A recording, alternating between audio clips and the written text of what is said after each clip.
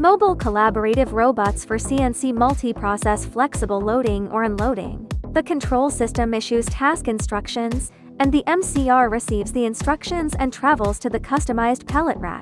The MCR lifts and transfers the material rack to itself through the lifting mechanism. Then the MCR transports the material rack to the designated CNC machine loading point. This project adopts a top-up chassis, combined with customized material racks. After the robot arrives at the designated feeding point, it first loads the material onto the machine tool of the first process, then wait for the machine tool to complete the first process. After receiving the task instruction, the MCR unloads the materials from the first process. The robot will then load the material onto the machine tool for the second process. The robot has completed the semi-finished product transportation from process 1 to process 2. After receiving the task instruction, the MCR completes the unloading of the machine tool in the second process.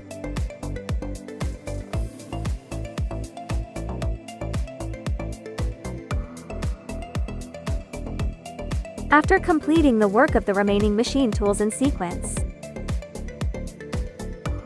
the MCR returns to the origin and sends the finished material rack back to the rack platform.